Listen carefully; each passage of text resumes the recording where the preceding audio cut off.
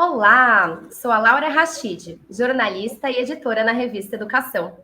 Falaremos agora sobre saúde mental, parceria escola e psicólogo. Diferentes pesquisas constatam que as escolas precisam cuidar da saúde mental dos estudantes, educadores, educadoras e de todos os colaboradores. Entre aqui esses estudos, o relatório do ano passado, Juventudes e a Pandemia, e agora, coordenado pelo Atlas da Juventude, em parceria com o Conselho Nacional da Juventude, alerta, gente, que 6 em cada 10 jovens passam ou passaram por ansiedade e 50% sentem cansaço extremo. Mais de 16 mil jovens entre 15 e 29 anos foram entrevistados. E entre os dados, além desses que eu já passei, 18% relatam depressão e 9% automutilação ou pensamento suicida. Então, diante desse cenário que eu chamo aqui para conversa, o Luiz Fernando Gonçalves. Ele é especialista educacional na International School, empresa de programas de educação bilíngue para escolas, que está oferecendo esse papo para a gente. O Luiz, ele é psicólogo, especialista em teorias da personalidade e pós-graduado em psicopedagogia. Tem experiência em consultório e também com projetos de dinamização de ambientes escolares em instituições de rede pública. Luiz, muito obrigada, seja bem-vindo. Maravilha, obrigado uma alegria enorme, uma baita felicidade de poder estar aqui e discutir esse assunto que é tão importante para mim, tão importante para nós todos que estamos envolvidos com tudo que toca a educação, né? Exatamente, aí complementando, né, a própria neuroeducação constata que com medo e fome, o estudante também, o ser humano não aprende ou tem um grau de dificuldade maior. Então, Luiz, de que maneira psicólogos podem ser parceiro dos educadores? Que tipos de projetos podem ser criados em conjunto? E aqui pensando primeiro nessa parceria psicólogo-escolas para apoiar os estudantes, nesse cenário aí que eu relatei acima e que eu não sei, você também pode falar, nossa, eu acho que está um pouco sensacionalista, não é bem assim, também fique à vontade para colocar a sua experiência. Bacana. Primeiro de tudo, né, enquanto você trazia esses dados, eu não estava pensando no que sensacionalista, eu estava pensando justamente o oposto. Imagina quantas pessoas não relatam por terem medo por conta das próprias aflições emocionais que fazem parte desses quadros que você descreveu e às vezes podem impedir o autorrelato, a autoidentificação dessas situações, desses transtornos, desses episódios que podem acometer os nossos e nossas jovens, né, em todo o Brasil, né, seja lá em que nível de educação. Então, imaginar 60% dessas pessoas entrevistadas representando ansiedade, perto de 50% representando depressão, de se imaginar que um número, às vezes, pode até ser um pouco maior, né, dependendo, como eu falei, dessa capacidade de autoidentificação e de uma análise, de um diagnóstico interessante e positivo, né. Bom, a escola é um espaço onde os nossos alunos e alunas, os nossos jovens, passam boa parte da sua vida e tem boa parte do seu caráter, das suas personalidades, das suas individualidades sendo formadas e forjadas durante esse tempo.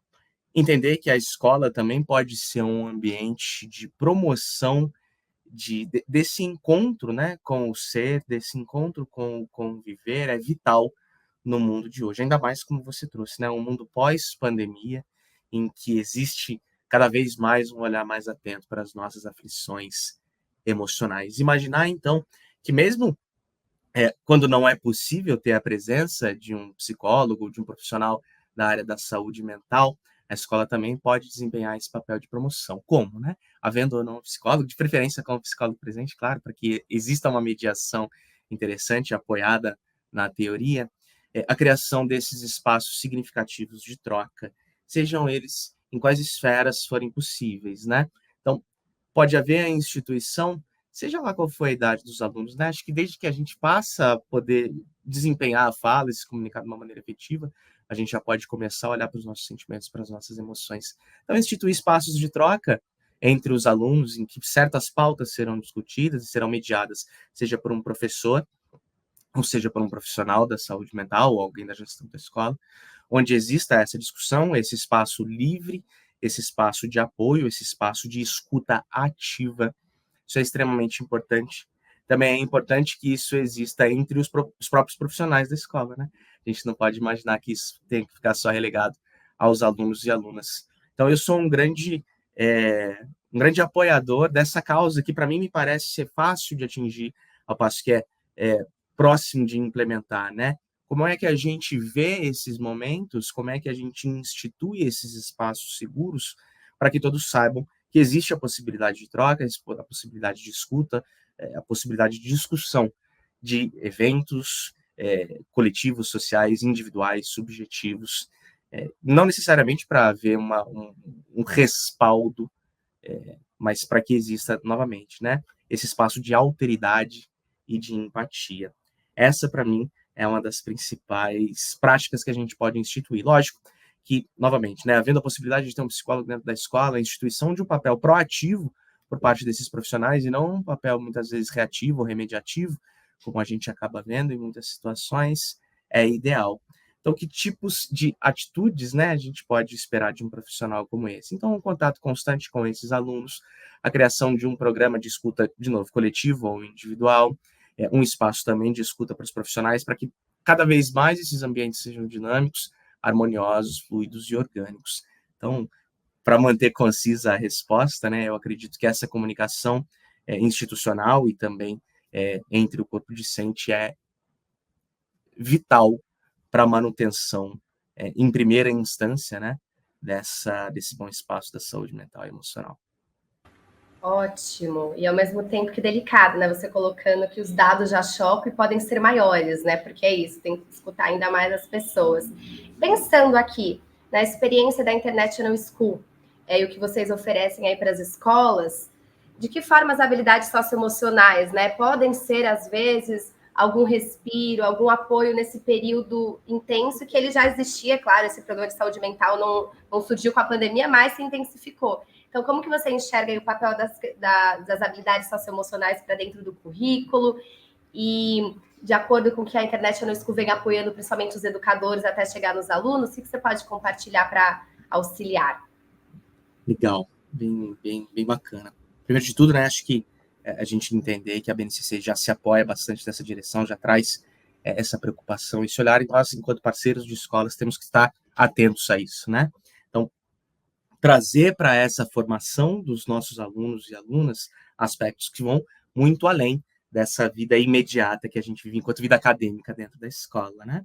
Então, imaginar que um parceiro pode trazer, dentro das dinâmicas oferecidas pelo programa bilíngue, a International School traz isso com bastante atenção, bastante cuidado, esse desenvolver das habilidades socioemocionais, das habilidades sociais, das habilidades emocionais também, né? Enquanto unidas e enquanto contextos distintos.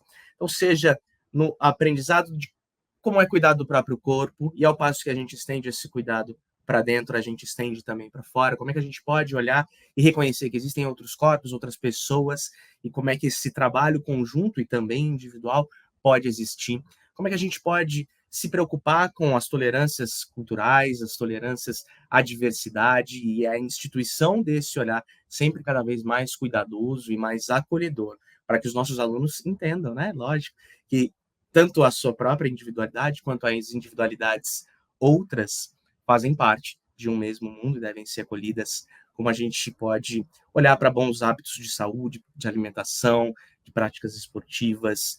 Existe uma série, né, um mundo bem vasto de experiências que são proporcionadas dentro do programa bilíngue para que, novamente, né, o professor também possa ser um modelo para as crianças e as crianças possam ser modelos umas para as outras, né? Eu falo crianças, mas estamos falando aí de toda a educação básica, como nós atendemos o nosso programa bilíngue. Então, trazer esse mundo, esse olhar para o indivíduo, para o coletivo, é extremamente importante. Formar cidadãos e cidadãs e permitir que professores e professoras, gestores, sejam parte desse mundo, né? É extremamente importante. Eles também são modelos e as crianças serão as pessoas que replicarão esses comportamentos no futuro. O cuidado aí com o ser humano, né? Cada vez mais com esse lado também sensível. Aí eu trago outro dado, né? Que adora dados aqui. Tem a pesquisa Futuro da Docência, realizada pela ONG Conectando Saberes, que foi divulgada em fevereiro deste ano. O que ela mostra? 75,5% dos profissionais da rede pública e particular no Brasil acreditam que questões psicológicas são um dos principais fatores que fazem os professores desistirem da carreira. No início, você colocou justamente essa questão do próprio acolhimento, também vir esse olhar para o estudante também ser voltado para os educadores, né? Como que você pode orientar aqui esses gestores, coordenadores, a terem um acolhimento para a sua própria equipe? Eu fico imaginando que talvez com o coordenador isso seja até possível. Vai ter, às vezes, um gestor, um diretor que vai ficar em cima. Mas e com as lideranças também, com os diretores? Como fazer essa questão de serem ouvidos e, ao mesmo tempo, esse cuidado? E eu acho que isso independe da profissão, né? Isso é uma questão que a gente vive, esse problema é atual, burnout e tudo mais. Como acolher e não achar que é mimimi também, né? Cara, ótima pergunta, né? Primeiro de tudo, eu acredito que a gente deve se afastar cada vez mais dessa visão de que estou preso numa bolha, sofro desse problema, é improvável que outras pessoas passem pela mesma situação, então não vale a pena compartilhar a minha aflição, o meu momento, seja lá o que for que eu estou sentindo ou passando, né? Lógico, de novo, né? Não é um movimento fácil, não é um movimento simples, a gente sabe disso, mas é interessante a gente sempre notar que a nossa experiência pode ser compartilhada e pela nossa experiência ter essa possibilidade é que nós devemos nos atentar à nossa possibilidade de compartilhar as nossas experiências para que outras pessoas também o façam. Então, você veja, fala, né, isso rapidinho, desculpa te cortar, porque aí o ser humano tem uma mania de tipo se auto-sabotar por isso, achar que não, acredite, isso é importante sim, o que você está sentindo, é nesse sentido? Também, né? Veja, existe uma tendência no comportamento humano, lógico que não é para todo mundo, né? Mas no comportamento da gente de imaginar que a nossa experiência enquanto indivíduo é única. E ao passo que ela de fato é única, nós também temos diversos pontos em comum com outras pessoas. Então, é lembrarmos, né? Nós nos lembrarmos que não estamos sozinhos, né? Não precisamos lutar, não precisamos passar por todos esses episódios sem nos apoiarmos nas nossas redes, né, que são tão importantes. Então, veja, acho que você trouxe uma questão muito importante, que às vezes quem está lá na gestão, quem está lá na direção, numa mantenedora, pode se ver sem amparo, ou pode se ver sem ter a quem recorrer enquanto hierarquia, né? Mas é lembrar que estamos todos em barcos no mesmo mar, né? Não no mesmo barco, mas no mesmo mar, muitas vezes. Então, esse cuidado de saber que existe a possibilidade desse compartilhar é extremamente importante. E mesmo que isso não possa acontecer dentro da escola, a gente sabe como a vida é corrida e como questões orçamentárias aí podem influenciar, claro, mas ao que é que a gente recorre, né, seja nesse contato humano, seja na busca, por um contato de literatura, de cinema, de publicações científicas, que pode também nos orientar, né, para que novamente, não naveguemos sozinhos durante todo esse tempo. Então, esse destrinchar, né, dessa visão que é, como eu falei, né, ela é parte da experiência humana, a gente acreditar que, não vou sobrecarregar as pessoas, ou elas não serão capazes de entender, serão sim, né? Nós temos essas experiências em comum. Então, você que está na direção, você que está na gestão, na mantenedora, com quem é que você pode contar, seja na sua família, seja dentro do ambiente escolar, que tem pessoas que podem estar passando e com certeza estarão, né, por situações relacionadas ao trabalho que são muito semelhantes. Como é que se cria esses pontos de conexão para que essas trocas efetivas que eu comentei há pouco possam acontecer em diversos níveis, né? Novamente, também é uma prática importante que a escola possa promover esses espaços, né, dentro do seu ambiente físico, para que coordenação, corpo docente, professores, professoras, pessoas da equipe possam trocar, mas que eles também se sintam vistos e escutados, né? Nessa hora somos todos pessoas, somos todos humanos, compartilhando experiências comuns, né? Eu falo isso porque tem uma pesquisadora super bacana, Daisy Juliana. Esse assunto eu coloquei no início, será que é sensacionalista? Mas para a gente também não é. A gente se preocupa e há relatos, estamos próximos aí dia a dia com as escolas, então a gente vê como algo que a gente quer realmente alertar, né? Então tem que levar essas informações. E essa Daisy Juliana, ela é uma pesquisadora justamente sobre essa questão dos educadores, e ela coloca que há muitos relatos também, e aí, de novo, acho que isso é para qualquer profissão, mas aqui especificamente na área da educação, ele recebeu um atestado, só que de repente eu vi uma foto, ele caminhando na praia, né? E aí tem esse julgamento também, nossa, mas ele não estava mal, e aí eu acho que é uma questão coletiva, que isso é claro que não cabe só à escola, né? Mas enquanto ser humano de compreender, acho que tudo que você colocou, né? Que essa questão, essa importância do bem-estar, desde o início, tudo que você colocou no final é para uma construção social saudável, né? Sem esse julgamento tanto que a gente tem ainda mais na internet, né? Perfeito, né? Acho que de novo, né? A pandemia, lógico, nos trouxe muito esse estarmos ilhados, né, de alguma maneira, mas também trouxe essa proximidade. Poxa, estamos todos participando de uma mesma situação. Então, voltar para esse estado, né, em que a gente é capaz de olhar para outras pessoas, de olhar para nós mesmos, e entendermos com um pouquinho mais de profundidade pelo que é que a gente passa. Né? Acho que você trouxe uma questão super importante lá no início desse nosso momento aqui, dessa nossa pergunta, que foi como os professores são afetados, né? E a gente, às vezes, novamente, né, coloca isso como segundo plano, como pano de fundo, perdão, com a questão do burnout, da ansiedade, da depressão dentro do ambiente escolar, né? E são pessoas que são extremamente afetadas por essas questões. É um ambiente de alto estresse, é um ambiente onde existem muitas variáveis acontecendo ao mesmo tempo e a gente tem que dar atenção sim, né? Porque que a pessoa pode não estar sentindo mal e a caminhada na praia ser o remédio para isso, né? Um momento ali de contato com a natureza, de descompressão, mesmo com o atestado, né? Uma coisa não invalida a outra, muito pelo contrário. Nós temos que entender que existem diversas formas de cuidado, existem diversas individualidades, sempre precisando de cuidados diferentes e que também podem precisar de cuidados comuns. Como é que a gente faz isso que você trouxe nessa humanização, essa preocupação com o bem-estar individual e coletivo? Não existe só um ou só outro. A gente tem que olhar para as individualidades dentro do coletivo e o coletivo que é composto por essas individualidades, né? Então, acho que isso é bastante importante. Super, com certeza.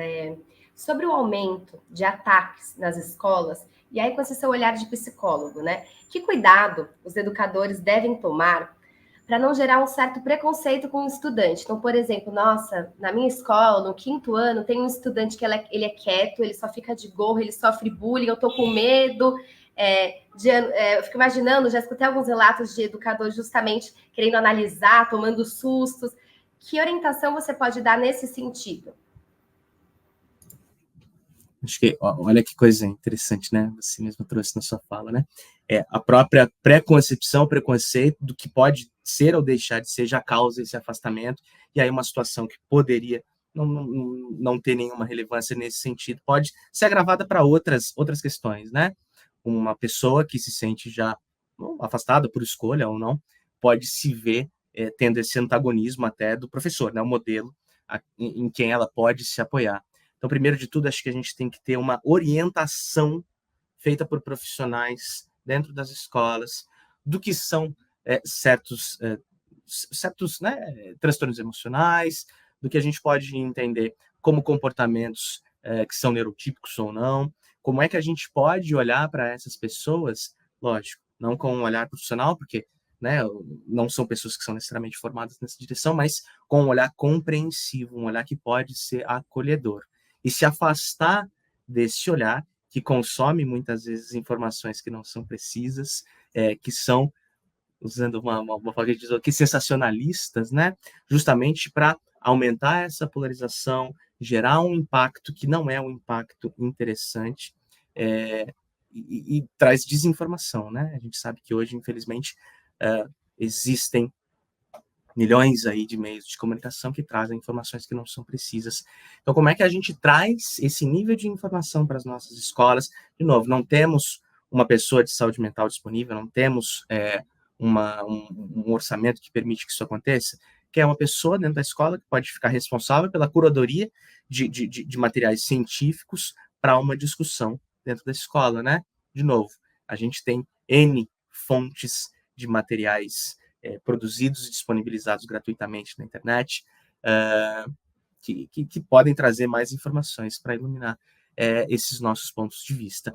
E segundo, né, se de fato existe a possibilidade do acompanhamento profissional, que, novamente, exista esses momentos de conversa para que esse profissional que faz o acompanhamento dos alunos traga informações relevantes para professores e professoras e diminua esse intervalo do preconceito, né? Acho que existem, infelizmente, aí muitas nuances para esse assunto, muitas questões que estão relacionadas ao surgimento, ao aumento desse tipo de comportamento, que tem raízes aí bastante narcisistas, né? E bastante sensacionalistas também.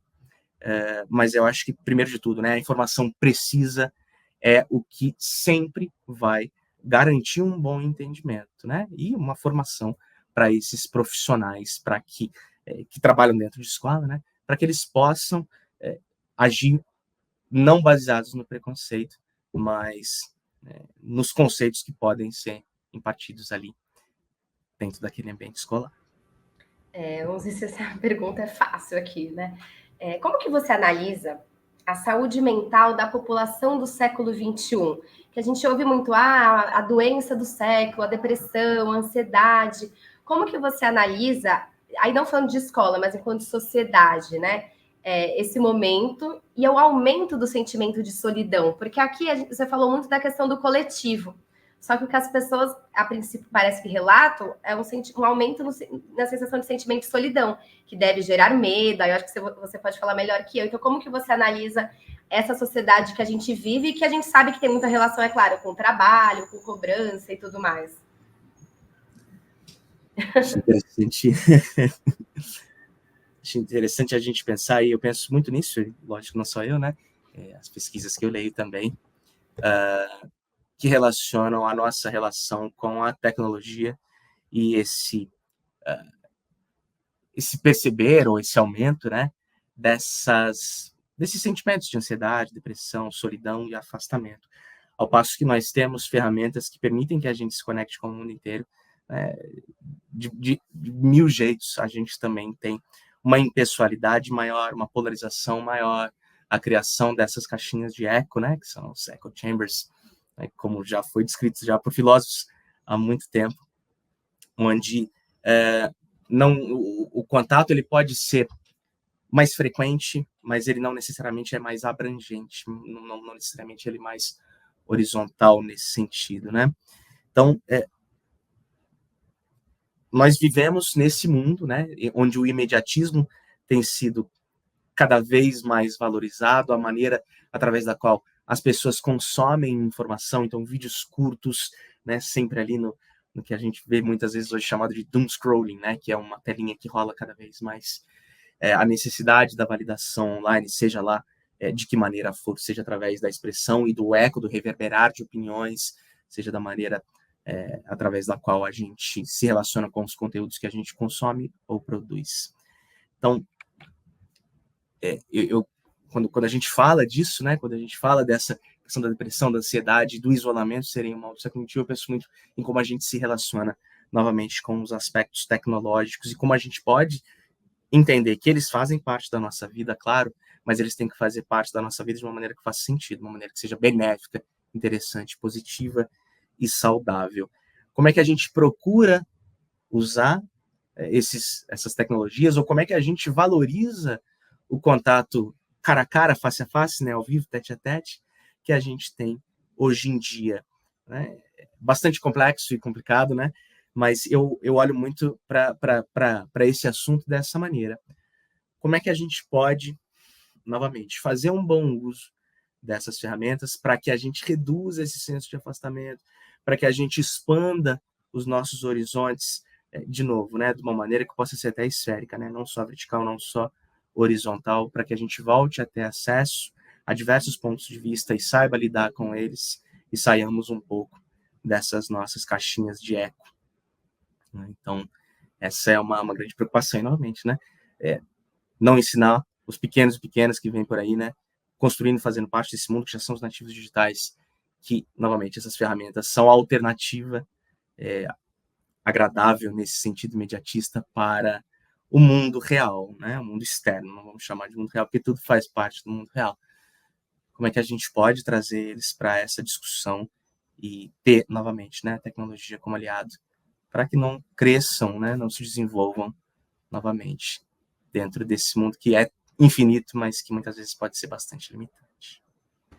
Perfeito. Você colocando, às vezes a sua solução parece simplista, mas eu fico refletindo. Eu mesma sou uma pessoa sonhadora, utópica, espero ser assim para sempre. Escolhi jornalismo para ajudar a mudar o mundo pela informação. Acredito que muitos educadores, né? Aí cada um com a sua profissão.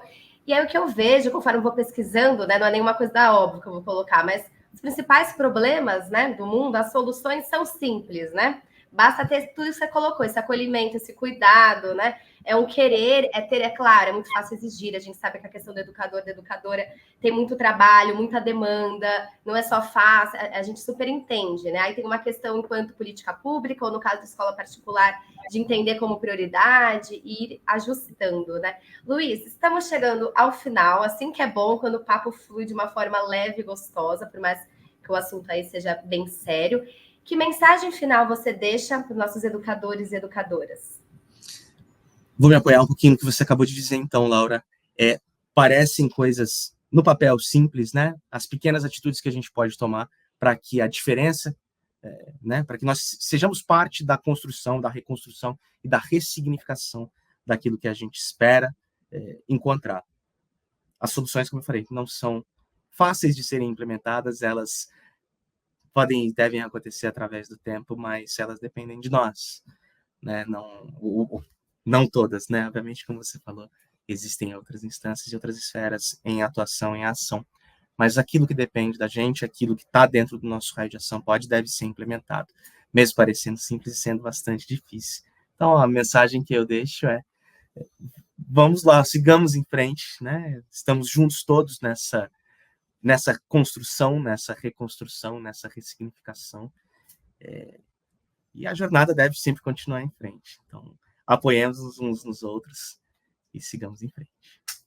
Perfeito. E que de simples não tem nada, que se fosse simples já estava tudo pronto, né? Mas é isso, tendo a vontade, o cuidado, toda essa preocupação.